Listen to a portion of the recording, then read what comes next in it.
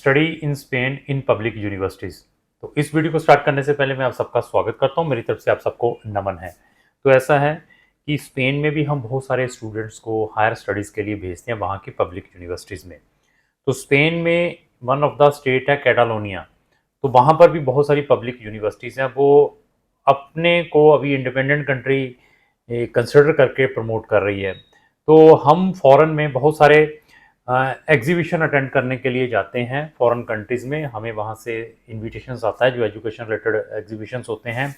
वहाँ पर कैटालोनिया का डिफरेंट स्टॉल लगा होता है, बूथ बना होता है, और स्पेन कंट्री का डिफरेंट बूथ बना होता है। तो हमारे पास वहाँ पर बहुत सारी पब्लिक यूनिवर्सिटीज़ हैं। यहाँ पर इंटरनेशनल स्टूडेंट्स अपनी हायर स्टडी, चाहे वो बैचलर है चाहे मास्टर है, पीएचडी कर सकता है। तो सबसे बड़ा बेनिफिट क्या है स्पेन में एजुकेशन का, उसके बारे में हमारी डिस्कशन रहेगी। प्रिकॉशंस क्या लेने हैं जब आपने अपना स्पेन का स्टडी परमिट अप्लाई करना है, स्टडी वीज़ा अप्लाई करना है, उसके बारे में भी हम डिस्कस करेंगे। क्योंकि मार्केट के अंदर स्पेन में 90% वहाँ की प्राइवेट यूनिवर्सिटीज़ में स्टूडेंट्स को भेजा जाता है। स्पेन का वीज़ा बार बार रिफ्यूज्ड क्यों होता है, स्पेन के वीज़ा सक्सेस रेट क्यों कम है, इस सारी की सारी जो डिस्कशन है हमारी इस वीडियो के अंदर रहेगी। तो अगर आपने स्पेन में जाना है तो हमारी एक डेडिकेटेड प्लेलिस्ट भी है, स्टडी इन स्पेन, जिसका लिंक मैंने डिस्क्रिप्शन बॉक्स में लगाया है। वहाँ जाकर आप हमारी स्टडी इन स्पेन से related number of videos watch कर सकते हैं। वहाँ पर बहुत सारे केस स्टडीज़ हैं जिनके स्पेन के स्टूडेंट वीज़ा रिफ्यूज्ड होते हैं, तो उनको क्या फर्दर प्रिकॉशंस लेने चाहिए, अपील का क्या राइट है, अपील यहाँ पर करनी है या वहाँ पर स्पेन में जाकर करनी है, ऐसी बहुत सारी इन्फॉर्मेशन मैंने उन वीडियोस के अंदर डिस्कस की है। तो क्राउन इमिग्रेशन को जस्ट स्पेन का ही नॉलेज नहीं है, हमें अप्रोक्स 100 कंट्रीज़ का एक्सपीरियंस है, शेंगन की 29 कंट्रीज ऑन आवर फिंगर्स। अगर आपने हमारा नॉलेज भी चेक करना है तो 100 कंट्रीज से रिलेटेड हमारी प्लेलिस्टें बनी हुई हैं। किसी भी कंट्री में जाना चाहते हैं तो उस कंट्री की प्लेलिस्ट जरूर वॉच करें। तो प्लेलिस्टों के लिंक जो मैंने डिस्क्रिप्शन बॉक्स में लगाए हैं एक पीडीएफ फाइल में, तो वहां जाकर आप रिस्पेक्टिव कंट्री की वीडियो भी वॉच कर सकते हैं। तो अभी स्पेन के फैक्ट एंड फिगर के बारे में डिस्कस करेंगे। पॉपुलेशन 1,07,00,000 की इसकी पॉपुलेशन है। तो इसके साथ जो बॉर्डर कंट्रीज लगी हुई हैं, 4 बॉर्डर कंट्रीज हैं। इसके साथ में लगा हुआ है फ्रांस, इसके साथ में लगा हुआ है स्पेन, मोरक्को और Andorra. These are the border countries. तो यहाँ पर अप्रोक्स 50 पब्लिक यूनिवर्सिटीज़ हैं। यहाँ पर आप अपनी एजुकेशन ले सकते हैं। और इंटरेस्टिंग चीज़ क्या है, यहाँ की फ़ीस बहुत ही इकोनॉमिकल है। 1500 यूरो से स्टार्ट होकर साल की फ़ीस 1500 यूरो से स्टार्ट होकर 6000 यूरो तक की हैं। तो स्पेन में गर्ल्स एजेंट्स बच्चों के वहाँ पर एडमिशन कहाँ पर करवाते हैं, लैंग्वेज प्रोग्राम में, जिसमें आपको 95% रिजेक्शन मिलेगी, वीज़ा रिजेक्ट होगा और फीस भी वापस नहीं आएगी। सेकंड क्या है, वहाँ पर प्राइवेट यूनिवर्सिटीज़, वो भी ऐसी यूनिवर्सिटीज़ जिनका कोई रैंकिंग नहीं है, तो वहाँ पर भी आपके मैक्सिमम चांसेस हैं वीज़ा आपका रिफ्यूज होगा। स्पेन में अगर आपने अपना एडमिशन या वीज़ा प्रोसेस करना है पब्लिक यूनिवर्सिटी से थ्रू करना है, इवन स्पेन में अगर आपने अपना फीस ट्रांसफ़र करनी है किसी भी प्राइवेट ऑर्गेनाइजेशन में, किसी भी प्राइवेट इंस्टीट्यूशंस में, तो सबसे पहले उनकी रिफंड पॉलिसी जरूर पढ़नी है। तो मेरे पास ऐसे भी स्टूडेंट हैं जिनकी स्पेन में 5-5, 6-6, 10-10 लाख रुपए की फीसें फंसी हुई हैं। After refusal they could not get their refund from the respective universities. इन सब चीज़ों को अपने माइंड में लेकर चलना है।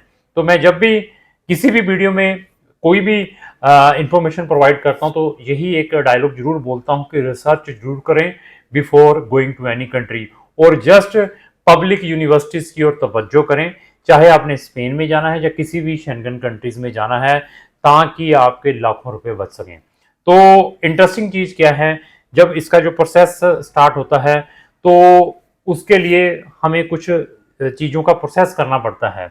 तो क्या क्या चीज़ें हैं, सबसे पहले है हमारा जिसको हम इक्वलेंसी रिकॉग्नाइजेशन या होमोलॉग साइन। होमोलॉग साइन क्या है, होमोलॉग साइन को हम इक्वलेंसी कहते हैं या रिकॉग्नाइजेशन कहते हैं या नोटिफिकेशंस कहते हैं या इसको ईसीए कहते हैं, जिसको एजुकेशन क्रेडेंशियल असेसमेंट कहते हैं। This is the first step in public university. तो उसको कैसे प्रोसेस करना है, प्री एनरोलमेंट प्रोसेस कैसे हैं, कौन सी यूनिवर्सिटीज का सेंट्रलाइज पोर्टल है, ये सारी की सारी टेक्निकल इंफॉर्मेशन आपको हमारे थ्रू मिल सकती हैं।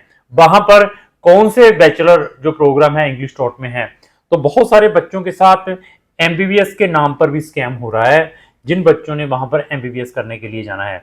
तो स्पेन में बच्चों को ये मोटिवेशंस देकर भेजा जाता है कि वहां पर एमबीबीएस ये लेकर चलिए, इंग्लिश में है, वहां पर आपको 2000 यूरो का स्कॉलरशिप मिलेगा, आप वो पार्ट टाइम में कमा सकते हैं, अपनी फीस जनरेट कर सकते हैं। उन चीज़ों से भी बचना है।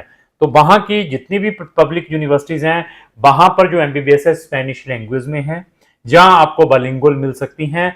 जब आपने वहाँ पर एडमिशन लेना है तो सबसे जो मेन उनकी रिक्वायरमेंट है वो B2 लेवल आपके पास स्पेनिश का सर्टिफिकेट होना जरूरी है, तभी आपको वहाँ पर एडमिशन मिलेगा।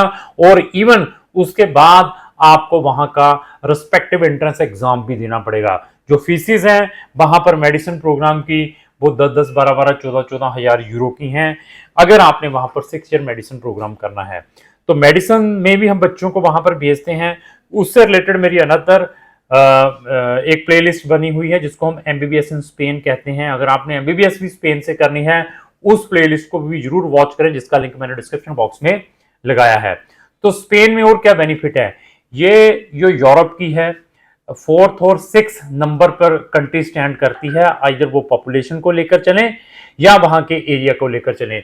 और स्पेनिश एक ऐसी लैंग्वेज है जो वर्ल्ड में 5th नंबर पर आती है, इतनी ज्यादा वर्ल्ड के अंदर ये स्पेनिश लैंग्वेज बोली जाती है। स्पेन जो रहा है, स्पेनिश कॉलोनीज भी वर्ल्ड के अंदर I think so more than 30 countries में स्पेन गवर्नमेंट ने या स्पेन लोगों ने राज किया है। वो 35 कंट्रीज भी हैं, उनके भी एक दूसरी कंट्री के साथ रिलेशन है। तो ऐसे बहुत सारे बेनिफिट आपको स्पेन के थ्रू मिल सकते हैं। और यहाँ पर आप अपने स्पाउस और डिपेंडेंट बच्चों को साथ में कंपनी कर सकते हैं, लेकिन उसके लिए कुछ रिक्वायरमेंट है। सबसे पहले आपको टाई अप्लाई करनी पड़ती है। टाई मीन्स जब आपका वीजा मिल जाता है, TIE। तो वीजा मिलने के बाद जब वहां पहुंचते हैं, पहुंचने के बाद अपना रेजिडेंसी परमिट अप्लाई करना पड़ता है, जिसको शॉर्ट फॉर्म में TIE कहते हैं।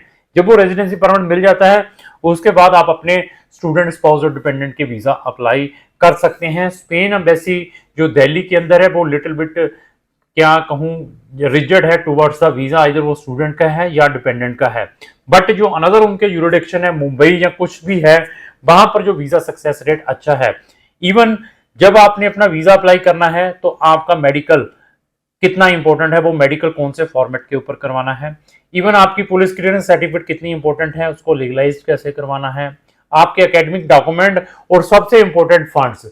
तो बहुत सारे बच्चे अपना 8-9 लाख के फंड दिखाते हैं। अगर स्पेन में अपना स्टडी परमिट अप्लाई करना है तो आपके पास सफिशिएंट फंड होने बहुत जरूरी है, 15 से लेकर 20 लाख रुपया। तो अगर आपके पास 15 से 20 लाख रुपया स्टूडेंट के अकाउंट में पड़ा है तो आप अपना वीजा अप्लाई करते हैं। अगर इन केस वो इनसफिशिएंट फंड करके आपका वीजा रिफ्यूज करते हैं तो हम आपकी हेल्प कर सकते हैं थ्रू अपील आपके वीजा दिलवाने के लिए। बट आपकी प्रोफाइल बहुत इंपॉर्टेंट है, बार बार मैं बता रहा हूं। तो मैंने जब पब्लिक यूनिवर्सिटीज का नाम लिया है, इट मींस वो बच्चे हमें संपर्क करें जिनके 70% मार्क्स हैं, जिनके पास आयल्स हैं। तो अभी आप कहेंगे सर मेरे पास तो आयल्स नहीं है, मैं विदाउट आयल्स अप्लाई करना है, मैं CBSE का पढ़ा हूं, मेरे 50-55% है। वो जस्ट बच्चे अपना टाइम वेस्ट करेंगे स्पेन के ऊपर, टाइम वेस्ट करेंगे और अपना पैसा खराब करेंगे। 65-70% ऑनवर्ड वाले बच्चे विद आयल्स हैं तो वो हमें संपर्क करें। उनका प्रोफाइल चेक करेंगे कि उनकी जो 12th है कौन से स्ट्रीम में है। मैथ वाले बच्चे को ज्यादा प्रेफर करते हैं अगर आपका 12th में मैथ है। अभी कहें मैं ह्यूमैनिटी का स्टूडेंट हूं सर, मेरे लिए आपके लिए भी लिमिटेड ऑप्शंस हैं। बट जो बच्चे PCM फिजिक्स केमिस्ट्री मैथ वाले हैं, बायो वाले हैं या कॉमर्स वाले स्टूडेंट हैं, विद आयल्स हैं, स्टडी में 2 साल से ज्यादा गैप नहीं है, जिन्होंने बैचलर करने के लिए जाना है, तो उनके मैक्सिमम चांसेस है वहां की पब्लिक यूनिवर्सिटीज में एडमिशन के। तो मास्टर के बहुत सारे प्रोग्राम्स हैं आपको मिल सकते हैं इंग्लिश डॉट में। उनमें मैं कंपेरेटिवली कहूं कि कंपटीशन कम है, इंस्टेड ऑफ हमारे जो बैचलर में एडमिशन वहां की पब्लिक यूनिवर्सिटीज में लेते हैं। तो इवन आपका एम्बेसी में इंटरव्यू होता है या नहीं होता है तो क्या पूछा जा सकता है, आपने अपना ट्रैवल इंश्योरेंस कौन सी एजेंसी के थ्रू बनवाना है जब आपने अपना स्पेन का स्टडी परमिट अप्लाई करना है। ये सारी की सारी चीजों में हम आपकी हेल्प करते हैं। स्पेन का आपका एडमिशन आया हुआ है, आप जस्ट हमसे वीजा अपॉइंटमेंट जब फाइलिंग में कोई सेशन चाहते हैं वो सेपरेट मिल सकती हैं।